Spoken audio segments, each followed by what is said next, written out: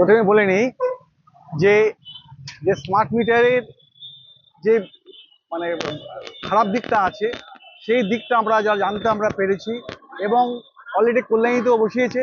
যে কল্যাণীতে বিক্ষোভ চলছে, তারা আবার বিলের পর বিল আসছে। সেই জন্য আমরা এখানে আমরা সোমবার থেকে শুক্রবার পর্যন্ত বসছি এবং এটা নাগরিক উদ্যোগ। এই নাগরিক উদ্যোগে আমরা এই ক্যাম্পটা চালাচ্ছি যে এখানে আমরা স্মার্ট মিটারে আমরা লাগাতে দেবো না। সেই জন্যে আমরা এখানে ফর্ম ফিল আপ করা হচ্ছে। যারা নাকি উইলিং, যারা স্মার্ট মিটার লাগাতে চায় না, তারা ফর্ম ফিল আপ করে আমরা জমা দিচ্ছি। কি কারণে লাগাতে দেবেন? লাগাতে এই কারণেই দেবো না যে যেটা আমরা দেখেছি আর কি, যে মিটার বিল এলো, বিল এসে মনে সে বিলটা দেখা যাচ্ছে যে 3 গুণ বেড়ে গেছে, 2.5 গুণ বেড়ে গেছে। মনে করুন যে মিটারের ইউনিটটা 10 টাকা আছে, সেটা 15 টাকা 20 টাকা আসছে এবং অলরেডি কল্যাণীতে চলছে, কল্যাণীতে কালকে বিক্ষোভ আছে। সুতরাং সেই কারণে আমরা বলছি যে আমরা তো মিটার তো আছেই, কি অসুবিধা, ও তো ডিজিটাল মিটার। সুতরাং আমরা স্মার্ট মিটারকে আমরা এইভাবে লাগাতে দেবো না, কেননা এতে কি হবে, এতে নাগরিক সমাজ বিধ্বস্ত হয়ে যাবে।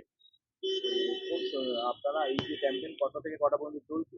আমরা মূলত এটা নাগরিক উদ্যোগ, এখানে কনজিউমার ফোরাম আছে, এখানে বীজপুর গণতান্ত্রিক নাগরিক সমিতি আছে, এখানে কোনো পার্টি ইয়ে নেই, এখানে সবাই মিলে আমরা আছি, সবাই করছি। এবং এটা আমাদের সোমবার সকাল 10টায় শুরু হয়েছে, প্রতিদিন 2টো পর্যন্ত থাকবে, আপ টু ফ্রাইডে, শুক্রবার পর্যন্ত। অর্থাৎ সোম থেকে শুক্রবার পর্যন্ত আমাদের এই ক্যাম্প চলছে।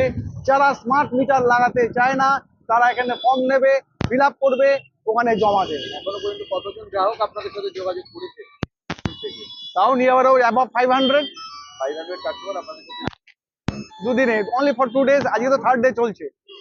প্রশাসনিক বাধার মুখে করতে হচ্ছে আপনাদের এই ক্যাম্পেইনে, যদি একটু বিস্তারিত বলেন। প্রশাসনিক বাধা ব্যাপারটা হচ্ছে, আমরা কারণটা তো আমরা জানি না, তবে আমরা দেখলাম সকালবেলায় আজকে বীজপুর থানা থেকে এসেছিল, তারা বললেন ক্যাম্পটা তুলে দিন। আমরা বললাম এটা তো কাজ, এটা নাগরিক সমাজের কাজ, এটা কারণ এখানে নেই, এখানে আমাদের আমরা একটা সমাজের আমরা বুঝতে পারছি যে এর ব্যাড এফেক্টটা কি দাঁড়াবে ভবিষ্যতে, সেই জন্য আমরা কাজগুলো করার চেষ্টা করছি।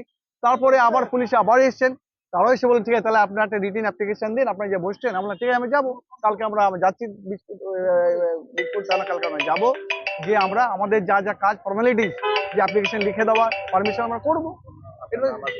হ্যাঁ।